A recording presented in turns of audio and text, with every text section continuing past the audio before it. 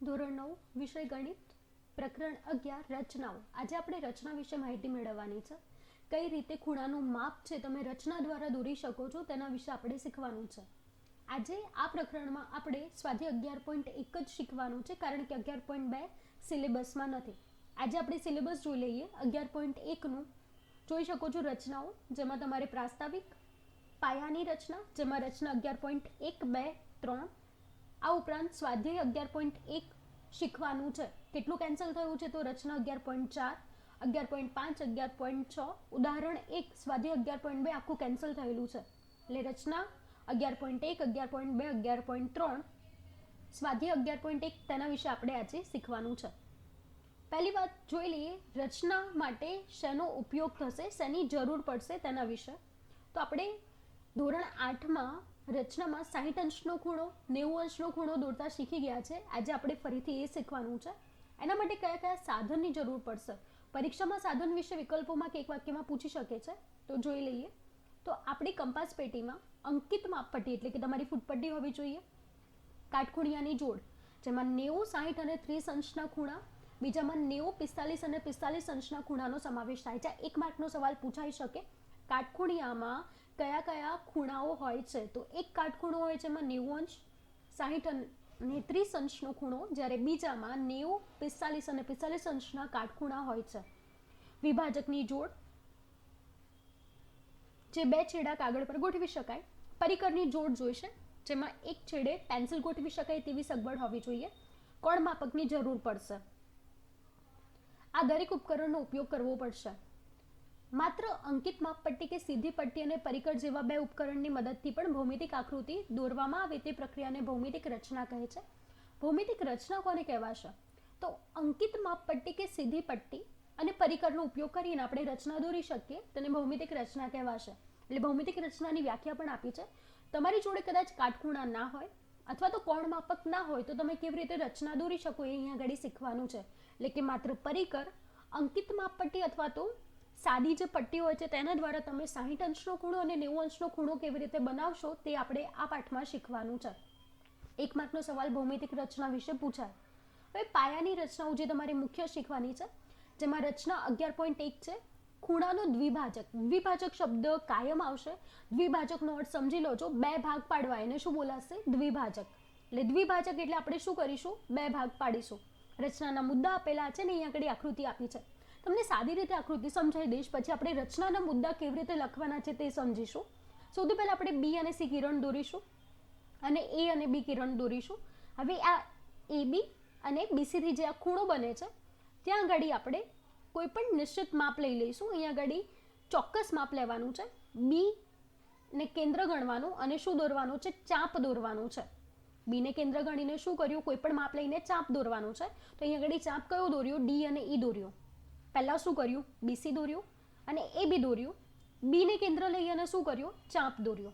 ચાપ દોરી દીધો, એના પછી આપણે શું કરીશું, પરિકર છે એ ઉપર મૂકીશું અને પછી એ જેટલું માપ છે અને બી અને ડી નું એટલું જ માપ લઈ અને ઈ પર પરિકર લઈ અને આપણે શું કરીશું, એક ચાપ અહીંયા આગળ દોરીશું। જોઈ શકો છો, પરિકર છે ઈ ઉપર મૂકવાનું અને પેન્સિલથી ચાપ દોરશો, ડી પર પરિકર મૂકવાનું અને ફરીથી પેન્સિલથી ચાપ દોરવાનું છે અને આ રીતે આ ચાપ દોરીને ત્યાં આગળ એક રેખા દોરીશું। તો આ થયો લંબ દ્વિભાજક। દ્વિભાજક એટલે ભાગ પાડવા। આ જે ખૂણો છે એનો આપણે ભાગ પાડ્યો, આને દ્વિભાજક કહેવાશે। હવે આપણે કઈ રીતે લખીશું તે શીખીશું। તો બી ને કેન્દ્ર લઈને અનુકૂળ ત્રિજ્યા વડે બંને બાજુ કિરણ બી અને બીસી ને છેદતો ચાપ દોરો, એટલે આ દોર્યો, જેને ઈ અને ડી નામ આપી દીધા છે। ઈડીમાં જેટલું ચાપનું જે માપ થાય છે એનાથી થોડીક મોટી, એટલે એના અડધાથી થોડી મોટી આપણે શું લઈશું, ત્રિજ્યા લઈશું। ઈ ને કેન્દ્ર લેવાનું છે એકવાર અને બીજી વાર ડી ને કેન્દ્ર લઈ અને એકબીજાને છેદતા ચાપ દોરો। ઈ ને કેન્દ્ર લઈ અને આ ચાપ દોર્યો, પછી પરિકર મૂકો ડી ઉપર અને પેન્સિલથી ચાપ દોરો। એટલે અહીંયા આગળ લખ્યું છે કે અડધાથી ડી કરતા મોટી ત્રિજ્યા, એટલે અડધું ડી હોય એનાથી મોટી ત્રિજ્યા લેવાની, ડી અને ઈને કેન્દ્ર વારાફરતી બનાવવાનું અને એકબીજાને છેદતા અંદરની તરફ ચાપ દોર્યા છે અને ત્યાં બિંદુ કયું આપી દીધું, એફ આપી દીધું। હવે કિરણ બીએફ દોરી કાઢો, આને કહેવાશે દ્વિભાજક। આ રચના એક્ઝામમાં પૂછાશે, એટલે યાદ રાખજો। અહીંયા આગળ સિલેબસમાં પણ આપી છે રચના, બરોબર, એટલે ધ્યાન રાખજો। રચના કઈ છે તો 11.1 પરીક્ષામાં પૂછાઈ શકે છે। 11.1, 11.2 અને 11.3 એટલે પહેલી રચના આપણી 11.1ની થશે દ્વિભાજક. એટલે આ રીતે આપણે દ્વિભાજક બને છે. શું કર્યું જોઈ લીધું. એટલે જ્યાં જ્યાં આપણે દ્વિભાજક દોરવાનો આવશે ત્યારે પદ્ધતિ આ જ વપરાશે. કારણ કે જ્યારે આપણે સ્વાધ્યાય 11.1 કરીશું તો એમાં 90 અંશનો ખૂણો દોરવાનો છે અને એનો દ્વિભાજક કરીશું એટલે 45 અંશનો ખૂણો બને. એટલે લંબ દ્વિભાજક કહીએ ત્યારે આ જ રીત વાપરવાની છે. ડી અને ઈ ઉપર આ રીતે ચાપ દોરવાનું છે. ડી નામ આપી દીધું છે, જેમાં ઈ ને કેન્દ્ર લેવાનું છે અને અંદરની તરફ ચાપ લેવાનું છે. ડી ને કેન્દ્ર લઈ અને અંદરની તરફ ચાપ દોરવાનું છે અને પછી સીધી લીટી દોરી દેવાની છે. એટલે આને દ્વિભાજક કહેવાશે. હવે આને સમજાવવાનું છે કે કઈ રીતે આ દ્વિભાજક મળે છે. તો બી અને બીડી જોઈ શકો છો તે એક જ ચાપની ત્રિજ્યા છે. કોની વાત કરી છે? બી અને બીડીની. જુઓ, બી અને બીડી એ બંને સમાન છે કારણ કે એક જ ચાપની ત્રિજ્યા છે એટલે કેવી થશે? સમાન થશે. ઈએફ અને ડીએફ પણ સરખા છે. ઈએફ અને ડીએફ એનું કારણ છે સમાન ત્રિજ્યાવાળું ચાપ છે. સમાન ત્રિજ્યામાંથી આ ચાપ લીધી છે એટલે આ થશે. બીએફ અને બીએફ સમાન થશે એટલે આ જો ત્રિકોણની રચના થાય છે. જોઈ શકો છો આ ત્રિકોણ જેવી રચના થાય છે જેમાં ઈએફ અને આ એફડી છે એ કેવા છે? સરખા છે સમાન ત્રિજ્યાના લીધે. અને આ બધામાં કોમન શું છે? તો બીએફ કોમન નીકળે છે. જોઈ શકો છો આ ચાપમાં પણ અને આ ત્રિકોણમાં પણ બીએફ કેવો છે? કોમન નીકળે છે. આમ સામાન્ય રેખાખંડ છે. આ જુઓ પતંગાકાર ચતુષ્કોણ પણ બને છે, જેના વિશેની માહિતી પ્રકરણ 9માં મેળવી છે. આ ચતુષ્કોણ બને છે અહીંયા પણ કોમન કઈ છે? બીએફ છે. એટલે બીએફ બરાબર બીએફ થાય છે જે સામાન્ય રેખાખંડ છે. આમ કઈ શરત થઈ? બા શરત મુજબ કયો ખૂણો સરખો બને છે? ઈ બી એફ અને ડી બી એફ કેવો બને છે? સમાન. આ સમજૂતી કોમન છે જે દરેકમાં તમારે વાપરવાની છે. આ જ રીતે એટલે અહીંયા આગળ કદાચ આ નામ બદલાશે પરંતુ આ સમજૂતી નહીં બદલાય. એટલે આને યાદ રાખજો.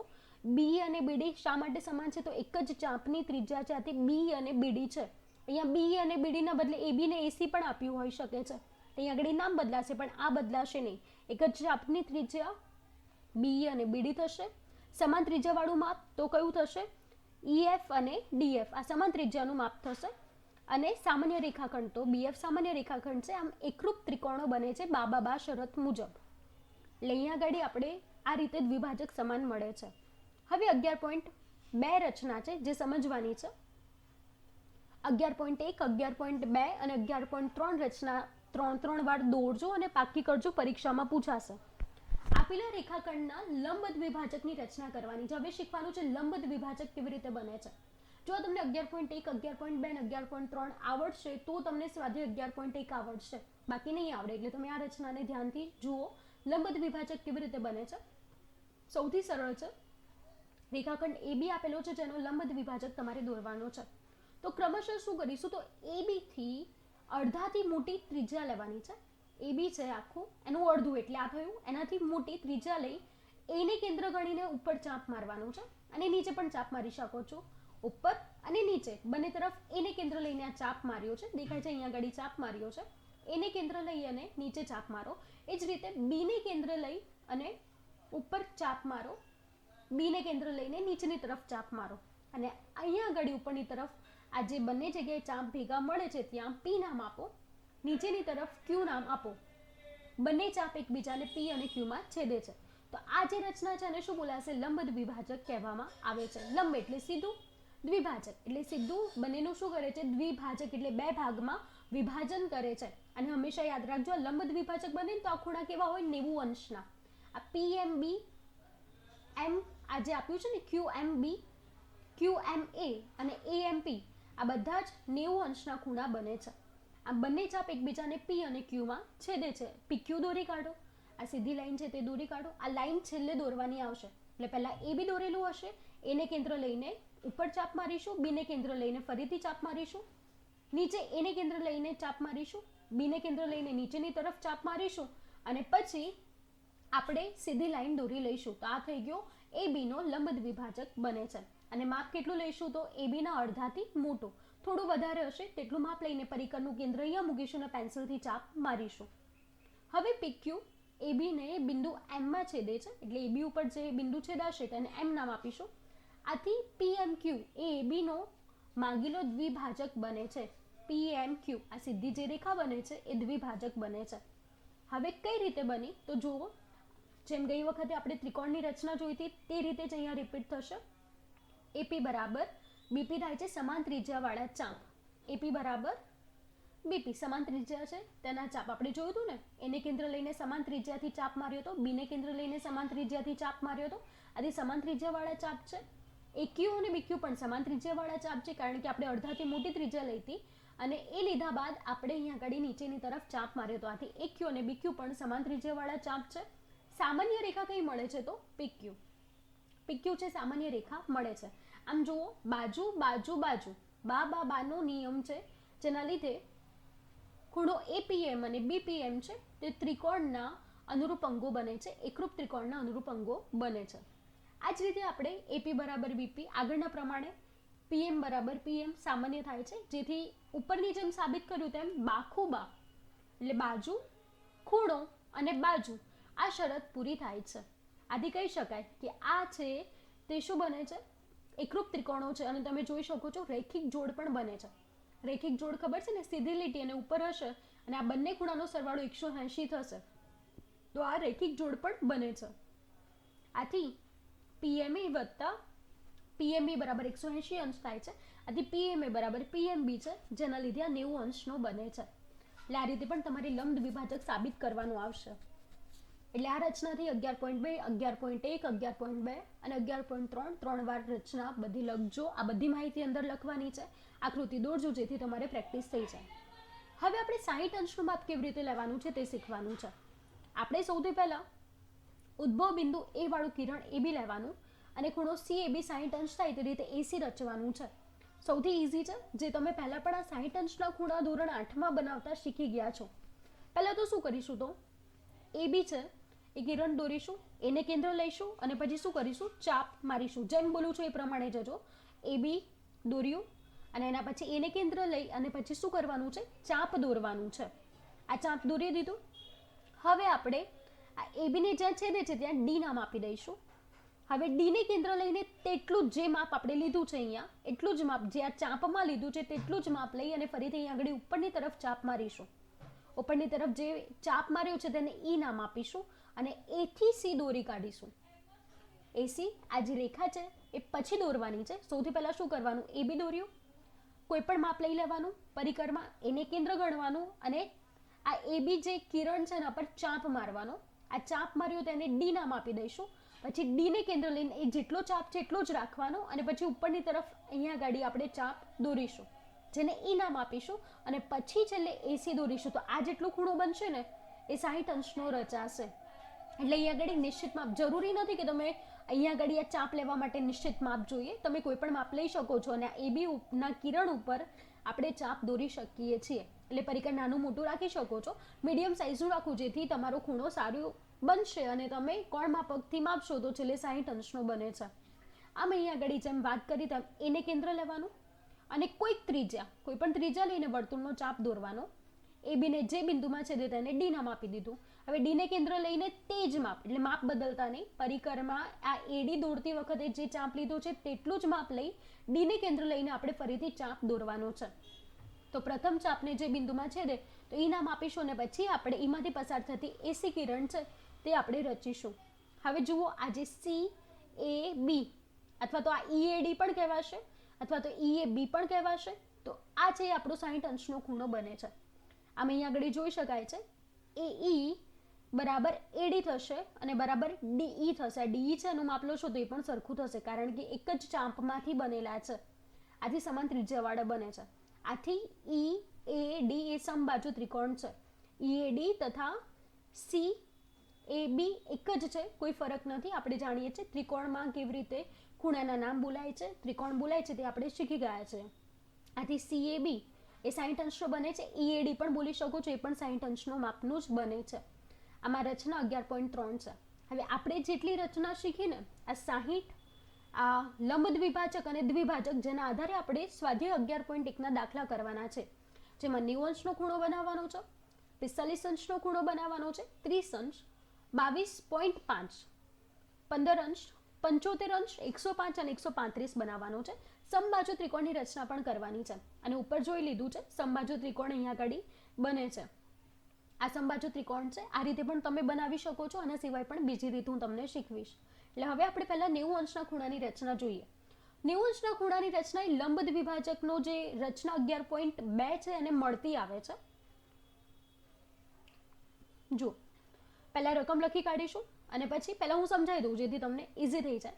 પહેલા તો આપણે છે ને એક રેખા દોરવાની છે જેને નામ આપી દઈશું mn, અથવા તો તમે ON કિરણ દોરો અને O થી પછી તમે OM પણ દોરી શકો છો. ON દોરો અને પછી OM દોરો, અથવા તો આખું કિરણ mn દોરી કાઢો અને જેના મધ્યમાં O નક્કી કરો. એટલે બંને રીતે તમે કરી શકો છો. mn દોરીને વચ્ચે O લખી શકો છો, અથવા તો ON દોરો અને O થી વિરુદ્ધ દિશામાં OM પણ દોરી શકો છો. O ને લંબાવશો એટલે તમને MON મળી જશે. તમારે કોઈ પણ માપ લઈ લેવાનું છે અને O ને કેન્દ્ર ગણી અને તમારે એક ચાપ મારવાનો છે મોટો mn રેખા ઉપર. O ને કેન્દ્ર લેવાનું, પરિકર અહીંયા મૂકશો, પેન્સિલથી આ ચાપ મારશો અને mn ઉપર આ જે બિંદુ મળે છે જેને R અને S નામ આપી દોશો. ખ્યાલ આવી ગયો? શું કર્યું? O ને કેન્દ્ર લીધું, ચાપ માર્યું અને R અને S નામ આપી દીધું. આ RS નામ આપી દીધું. હવે શું કરવાનું છે? હવે RS ના અડધાથી થોડુંક મોટું ત્રિજ્યા લેવાની અને પછી તમારે જેમ લંબ દ્વિભાજકમાં કર્યું તો R ને કેન્દ્ર ગણીને ઉપર ચાપ મારીશું, S ને કેન્દ્ર ગણીને ઉપર ચાપ મારીશું, જેને નામ આપી દઈશું આપણે Q. અને આ જે Q નામ આપ્યું સીધી રેખા દોરી કાઢીશું એટલે આપણો 90 અંશનો ખૂણો બની જશે. એટલે આ જે સીધી રેખા છે જેને OT મેં નામ આપ્યું છે, આજે TON અથવા TOS અથવા તો QOS અથવા QON કોઈ પણ રીતે તમે બોલી શકો છો. આ બધા જ કેટલા અંશના થશે? 90 અંશના થશે. એટલે રચના 11.2 ને મળતી આવે છે. હવે જુઓ, ON આપેલો હતો, ON ને O તરફ લંબાવતા આપણે OM દોર્યું અને O ને કેન્દ્ર લેવાનું છે અને MN ઉપર શું દોરવાનો છે? ચાપ. આ ચાપ દોરી દીધો. આ ચાપ દોર્યા પછી તમે R અને S નામ આપો છો. આ RS ના અડધાથી મોટી એટલે આ OS થી થોડીક મોટી આપણે શું લઈશું? ત્રિજ્યા લઈશું. R ને અને S ને વારાફરતી કેન્દ્ર કરી અને ઉપરની તરફ શું કરીશું? આ ચાપ દોરીશું. ચાપ દોર્યા પછી Q નામ આપી દીધો. આ Q બિંદુમાં છેદે છે અને પછી આપણે રેખા દોરવાની છે OT. Q માંથી પસાર થતી રેખા OT દોરવાની છે. Q માંથી પસાર થતી, ધ્યાન રાખજો. અને Q માંથી પસાર થાય તેવું OT દોરશો એટલે આપણું TON મળી જશે. TON થશે 90 અંશ. અહીંયા જે વિગત આપી છે તે જ અહીંયા આગળ આકૃતિમાં સમજાવી છે. ધ્યાનથી જે પ્રમાણે બોલું છું તે જ પ્રમાણે પેન્સિલથી ને પરિકરથી વખતે દોરશો તો આવડી જશે. કેવી રીતે પ્રમાણિત થાય તો આપણે જોયું હતું. એક સરખી જ ત્રિજ્યા લીધી હતી. આથી OR અને OS છે એક જ વર્તુળની ત્રિજ્યા છે. આપણે જોયું હતું ને ત્રિજ્યા લીધી હતી ને એટલા માટે. અને મેં તમને કીધું હતું રચનામાં જે તમને વિગતો આપી છે એ જ વિગતો અહીંયા આગળ સરખી જ લખવાની છે. QR અને QS, આ QR અને QS સમાન વર્તુળની ત્રિજ્યા છે. આ ચાપ લીધો એ વખતે પણ સમાન ત્રિજ્યા લીધી હતી ને QR માં અને QS માં. R ને કેન્દ્ર લઈને Q નો ચાપ લીધો, S ને કેન્દ્ર લઈને Q નો ચાપ લીધો તો એ પણ કેવું હતું? સમાન હતું. આથી સમાન વર્તુળવાળી ત્રિજ્યા. અને વચ્ચે આપણે જોયું આ QO છે, સામાન્ય રેખાખંડ આવે છે. આ જે ત્રિકોણ બને છે QRS એમાં સામાન્ય કયું થાય છે? તો આ QO થાય છે. આથી સામાન્ય રેખાખંડ છે. આથી કઈ શરત પૂરી થાય છે? તો બાજુ બાજુ બાજુ. આથી બાની શરત મુજબ ત્રિકોણ QOR એકરૂપ છે ત્રિકોણ QOS જોડે. ધ્યાન રાખજો, ત્રિકોણ કયો? QOR. જોઈ શકો છો એકરૂપ છે QOS જોડે એકરૂપ થશે. અને આપણે જાણીએ છીએ રૈખિક જોડ પણ બને છે. આથી QOR વત્તા QS કરો તો 180 છે. અને આપણે જોયું હતું કે અહીંયા ગાડી QOR અને QS બંને સમાન છે. આથી 180 ભાગ્યા 2 કરીશું એટલે 90 અંશ માપ મળી જશે. આથી QOS 90 અંશ થાય છે. QOS 90 થાય છે. TOS બોલશો તો પણ ચાલશે. આથી TOS પણ 90 થાય છે. TON પણ 90 અંશ થાય છે. આમ અહીંયા આગળ આપણે 90 અંશનું માપ શોધ્યું. હવે શોધવાનું છે 45 અંશ. સૌથી ઈઝી છે. 90 ની જે પ્રક્રિયા છે એવી ને એવી રાખીશું અને વચ્ચે આપણે શું કરીશું તો દ્વિભાજક દોરીશું. દ્વિભાજકની રચના આપણે 11.1 શીખ્યા છે જેનો ઉપયોગ અહીંયા આગળ કરવાનો છે. એટલે જ કીધું રચના 11.1, 2, 3 આવડે તો તમને બધા માપ આવડશે. તો 90 અંશની પ્રોસીજર હું એમની એમ જ રાખું છું. કઈ રીતે 90 શીખ્યા એમનું એમ રાખીશું. ખાલી વચ્ચે ઉમેરાશે તો કોણ? દ્વિભાજક. એટલે જેમ પહેલા કર્યું એમ O ને કેન્દ્ર, O થી N રેખા, O થી વિરુદ્ધમાં OM દોરો અથવા તો MN આખું દોરીને વચ્ચે O લખી કાઢજો. હવે આ જે O છે એને એક કેન્દ્ર લઈને કોઈ પણ ત્રિજ્યા લઈને આપણે MN ઉપર શું કરીશું તો ચાપ દોરીશું. ચાપ દોરી દીધી. ચાપ દોર્યા પછી R ને કેન્દ્ર લેવાનું છે અને અહીંયા આગળ ઉપરની તરફ ચાપ મારીશું. S ને કેન્દ્ર લઈને ઉપરની તરફ ચાપ મારીશું અને આ બે ચાપ ભેગી થાય છે ત્યાં આગળ OT દોરી લઈશું એટલે આપણો 90 અંશનો ખૂણો થઈ ગયો. આ બની ગયો 90 અંશ. હવે આપણે શું કરવાનું છે, આ જે 90 અંશનો ખૂણો બન્યો છે એનો દ્વિભાજક દોરવાનો છે. તો આ TON 90 બની ગયો, જેની વિગતો જે ગઈ વખતે આપણે કરી હતી એની જ લખી છે, જોઈ શકો છો. ON આપેલો છે, ON ને O તરફ લંબાવતા MON મળી જાય છે, સળંગ મળી જશે. આ ON છે, ઓને આમ લંબાવશો તો M થશે, આથી MON મળી જશે. રેખા MON મળે છે. ઓને કેન્દ્ર લઈને MN ઉપર આપણે શું કર્યું, ચાપ દોર્યો, અને જ્યાં રેખા R અને S પર શું થશે, છેદે છે. આ RS ના અડધાથી મોટી ત્રિજ્યા લઈ R ને કેન્દ્ર ગણી અને એક ચાપ ઉપર માર્યો, S ને કેન્દ્ર ગણીને ઉપર ચાપ માર્યો, જ્યાં આગળ Q બિંદુ નામ લખાય છે. Q માંથી પસાર થતી રેખા દોરી. હવે આ TON 90 અંશ મળ્યો છે ને, જેમાં O ને કેન્દ્ર લઈને OT માં છેદે તેવું U બિંદુ નામ આપો. એટલે અહીંયા આગળ આ જે આ ચાપ બન્યો છે ને, આ ભેગું થાય છે ત્યાં U નામ આપી દીધું છે. આ દેખાય છે અહીંયા આગળ U.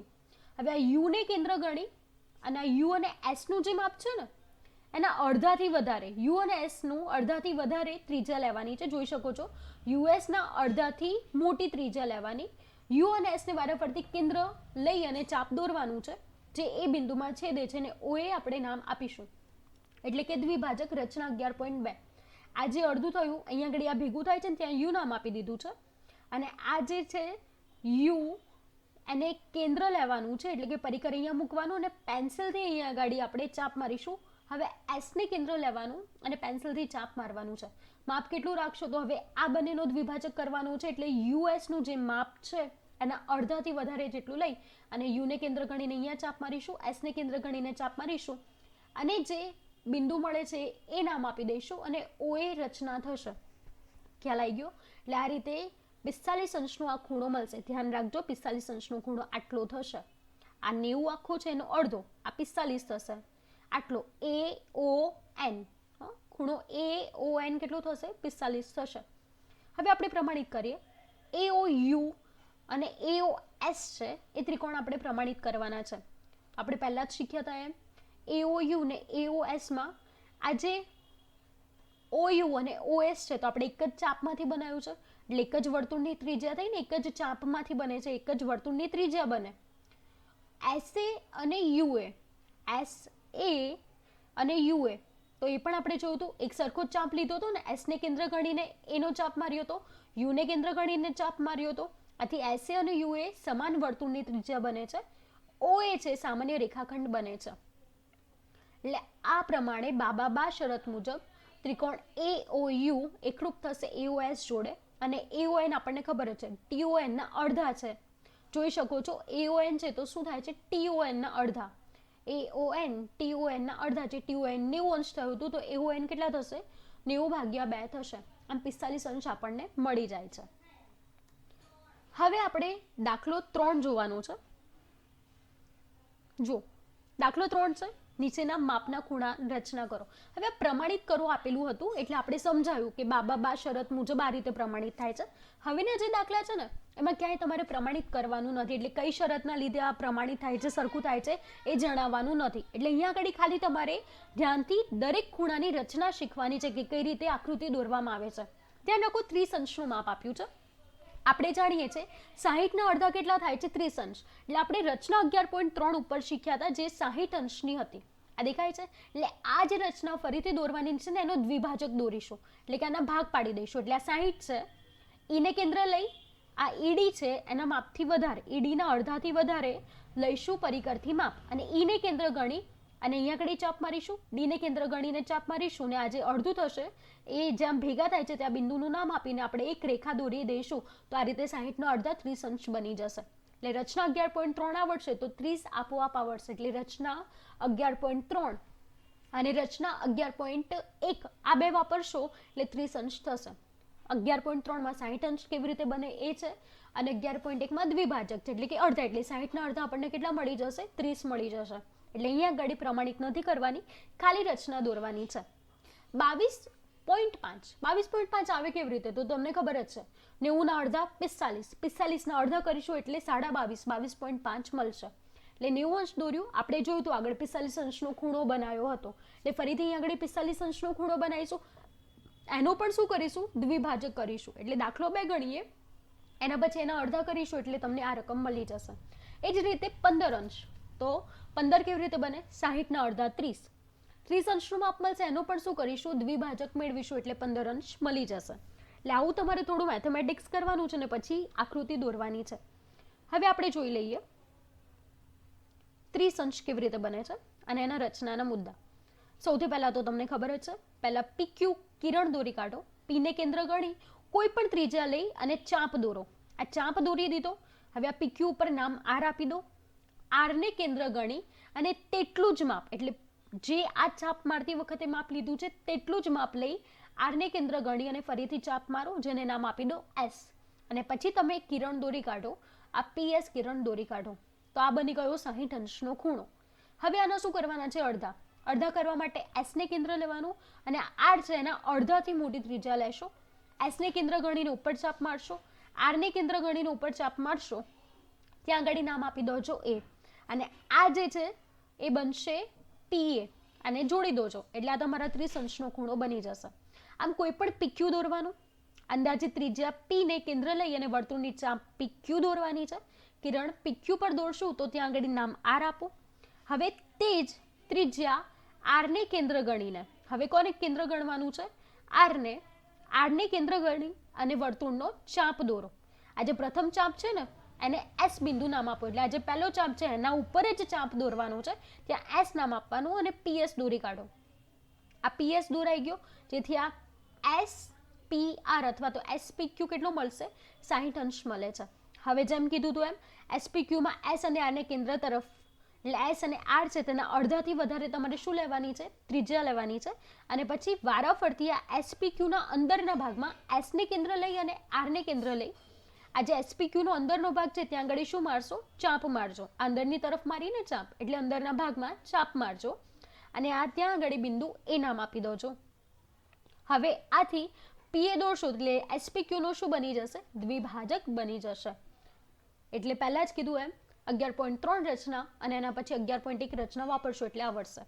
થોડું કોમ્પ્લિકેટેડ છે, ધ્યાનથી સમજો. આકૃતિ દોરવામાં થોડું ગૂંચવાડું લાગશે, પરંતુ કોન્સેપ્ટ ક્લિયર હશે કે કઈ રીતે કયા સ્ટેપમાં ફાવે તો આવડી જશે. પહેલા 90 અંશનો ખૂણો દોરીશું, એના અડધા 45 અને એના અડધા આપણે શું કરીશું, તો એના અડધા થશે 22.5 થશે. તો સૌથી પહેલા AB કિરણ દોરો, એ તરફથી C ને લંબાવો અથવા તો CB દોરીને વચ્ચે એ નામ આપી દો. આમ બંને રીતમાંથી કોઈ પણ રીત વાપરી શકો છો. એના પછી આપણે ચાપ દોરીશું, એને કેન્દ્ર ગણીને ચાપ દોરશું, જેનું નામ શું આપી દો, X અને Y આપી દો. XY ચાપ દોરાઈ ગયો. હવે XY નું જે માપ છે એને અડધાથી વધારે લેવાનું, ત્રિજ્યા, અને X ને કેન્દ્ર ગણી અને ઉપરની તરફ ચાપ મારવાનો, Y ને કેન્દ્ર ગણીને ઉપરની તરફ ચાપ મારવાનો અને જ્યાં ચાપ ભેગો થાય છે ત્યાં Z નામ આપો. અને પછી A ને જોડતી આ AZ દોરી કાઢો. ખ્યાલ આવી ગયો. હવે આ જે વચ્ચે છે ચાપને સ્પર્શે છે ત્યાં M નામ આપ્યું છે. M અને Y છે એનું શું દોરવાનું છે, લંબ દ્વિભાજક. એટલે M અને Y છે એનાથી થોડીક મોટી ત્રિજ્યા લેવાની છે, અડધાથી મોટી ત્રિજ્યા લઈ M ને કેન્દ્ર ગણીને ચાપ મારજો, Y ને કેન્દ્ર ગણીને ચાપ મારશો અને પછી તમે લંબ દ્વિભાજક દોરી કાઢજો AP. આજે તમારું આ 45 અંશનું માપ મળી જશે. NAY 45 અંશ મળશે. આ NAY ના હવે શું કરવાના છે, અડધા. એટલે આ NAY છે એમાં NY નું જે માપ છે એના અડધાથી વધારે ચાપ લઈ અને અહીંયા આગળ ચાપ મારજો. Y છે એનું ચાપ અહીંયા આગળ મારજો. Y ને કેન્દ્ર લઈને N ને કેન્દ્ર લઈને ચાપ માર્યો, Y ને કેન્દ્ર લઈને ચાપ માર્યો. આથી તમને શું મળશે, તો તમને S મળે છે, જ્યાં ભેગું થશે ત્યાં આગળ S મળે છે. હવે તમે AS દોરજો, તો આ જે AS નું માપ છે ને SAY અથવા SAB છે કેટલા અંશનું મળશે, તો એ મળશે તમને 22.5 અંશનું મળશે. આમ 22.5, 22, 45, 45, 90 થશે. ફરીથી એકવાર જોઈ લઈએ. કોઈ એક AB દોરો, એને લંબાવતા CAB દોરો, એને કેન્દ્ર ગણી અને વર્તુળનું ચાપ દોરો અને આ AB રેખા CAB ઉપર આ જે ચાપ છે તેનું નામ X અને Y માં છેદે છે, X અને Y નામ આપો. XY થી અડધાથી મોટી ત્રિજ્યા લેશો અને વારાફરતી શું કરશો, ચાપ દોરો. Y ને કેન્દ્ર ગણીને વારાફરતી ચાપ દોરો અને જે બિંદુમાં મળે છે ત્યાં Z માં આપો. જે Z બિંદુ છે આથી AZ કિરણ દોરો અને આ જે બનશે ZAB એ કેટલા થશે, 90 અંશ. હવે આ જે ZAB છે એનો લંબ દ્વિભાજક દોરો, જે મેં તમને કહી દીધું. M અને Y છે એના અડધા લેવાના, અડધાથી વધારે ત્રિજ્યા લઈ M ને કેન્દ્ર ગણી અને ચાપ મારો, Y ને કેન્દ્ર ગણીને ચાપ મારો, એના અડધા કરશો એટલે 45 અંશ થશે. અને આ જે બિંદુ અહીંયા આગળ ચાપ પર મળે છે અને N નામ આપી દો. જો હવે N એ Y છે એના શું કરજો, અડધા કરશો. એટલે હવે આપણે આ જે આર મળ્યો છે આર એ બી, આ જે આર એ બી છે એ 45 અંશ મળે છે, તો આર બી નો લંબ દ્વિભાજક એસ દોરી કાઢજો, આજે તમને 22.5 મળી જશે.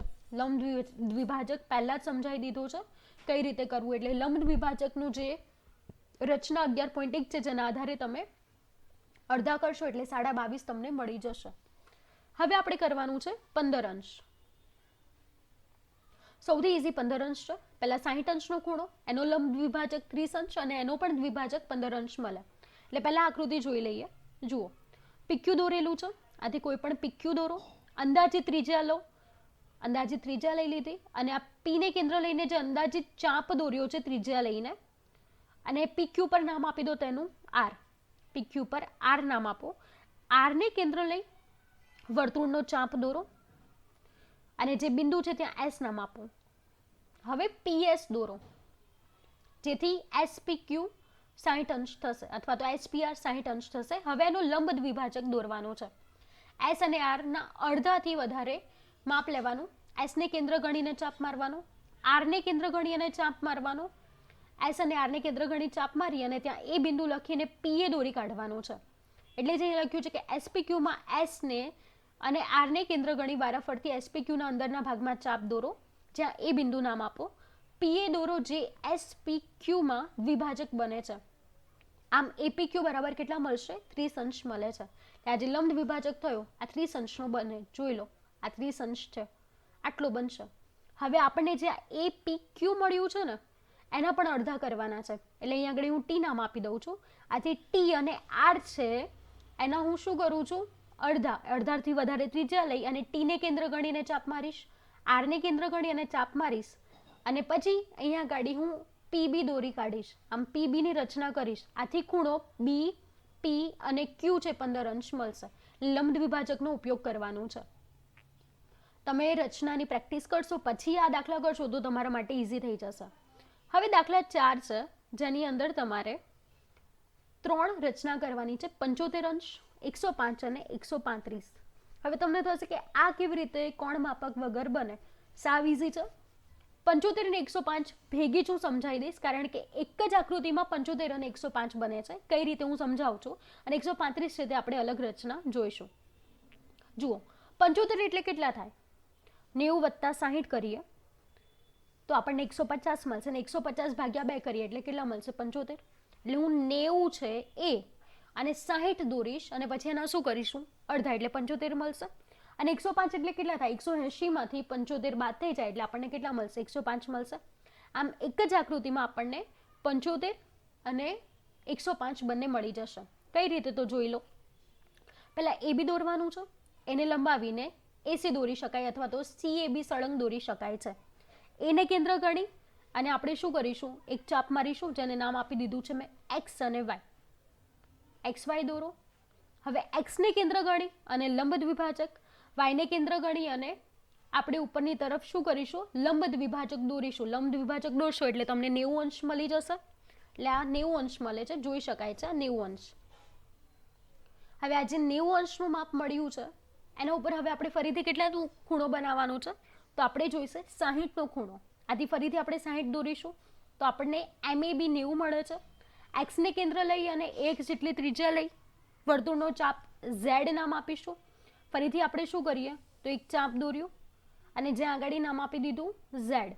જોઈ શકો છો આ એક 60નો જે ખૂણો બનાવ્યો હતો, જે ચાપ લીધું આ એક્સનું માપ છે ને એ એક્સનું, એના ઉપર જ આપણે શું કર્યું? ઝેડનો ચાપ મારી દીધો. આથી આપણને કેટલા અંશ મળી જશે? 60 અંશ મળી જશે. એટલે આપણે 75 કરવાના છે, જેથી આપણે આ જે માપ મળ્યું છે 150, 90 અને 60, 150 એના શું કરીશું? અડધા.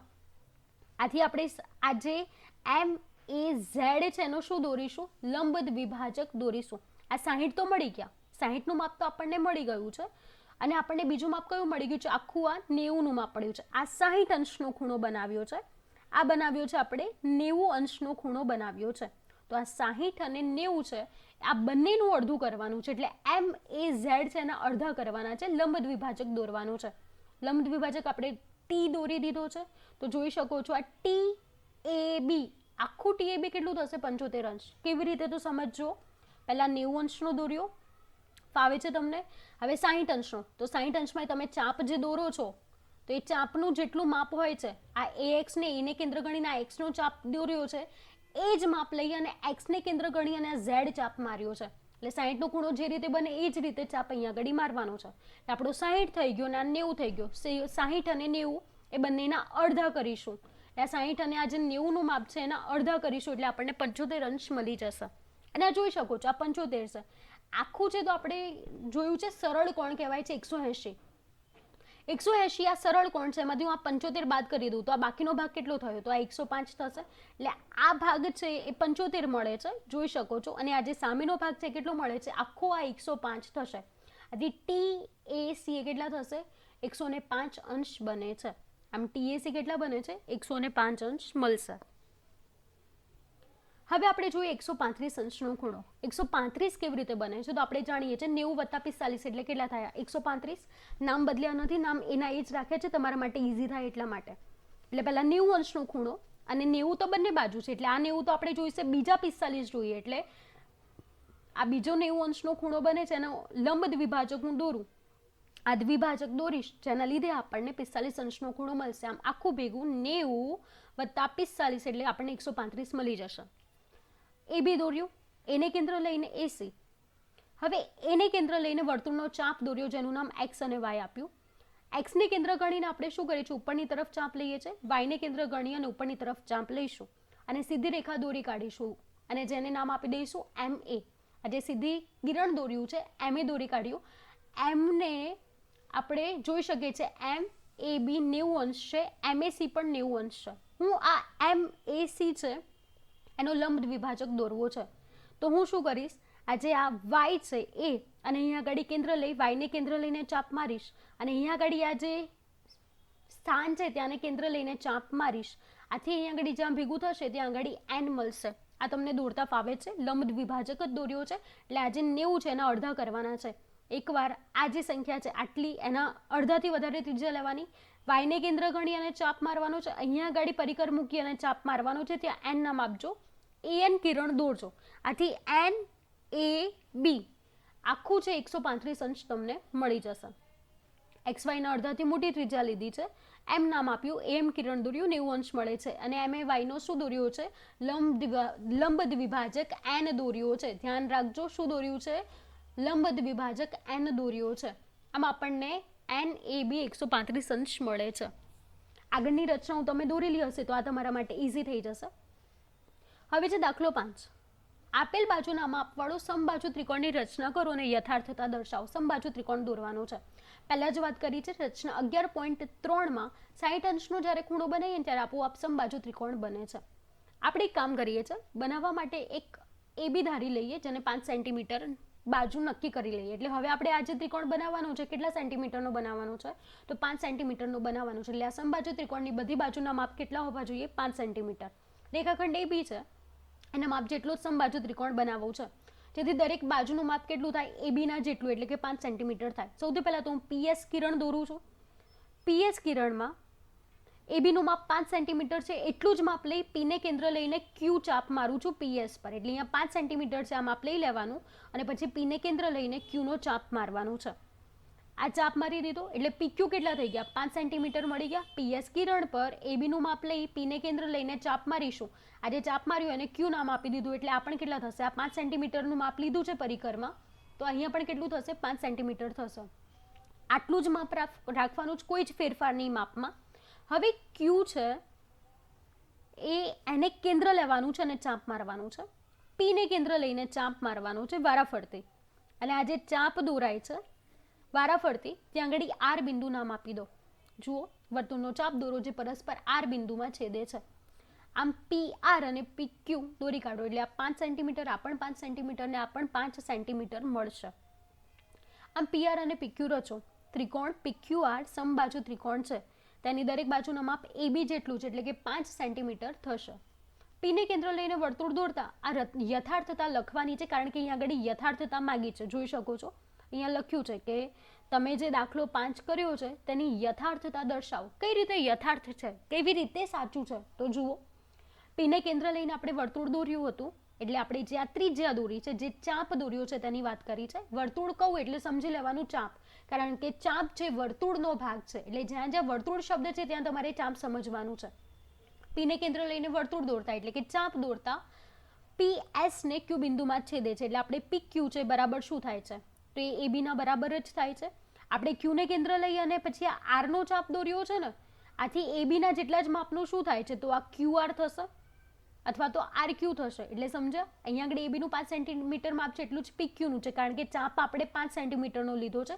Q ને કેન્દ્ર લઈને R લીધો છે, તો R જેમાં છેદે છે એ પણ કેટલા સેન્ટીમીટર છે, તો એ 5 સેન્ટીમીટર જ છે.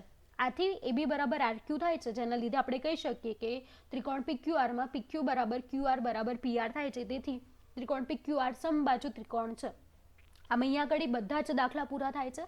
એટલે આગળની 11.1, 11.2 અને 11.3 રચના ફાવશે, તો જેના આધારે તમને સ્વાધ્યાય 11.1 આવડશે. બાકીનો સિલેબસ છે આ વખતે કેન્સલ કરેલો છે, એટલે 11.1, 11.2, 11.3 અને સ્વાધ્યાય 11.1 આ આખું જ છે. આ બધી જ વિગતો, આ બધા દાખલા 3 વાર તમે ગણજો અને આની પ્રેક્ટિસ કરજો. એટલે રચના પણ 3 વાર કરવાની છે, 11.1, 11.2, 11.3 ની, અને સ્વાધ્યાય 11.1 ના બધા જ દાખલા 3 વાર તમારે ગણવાના રહેશે.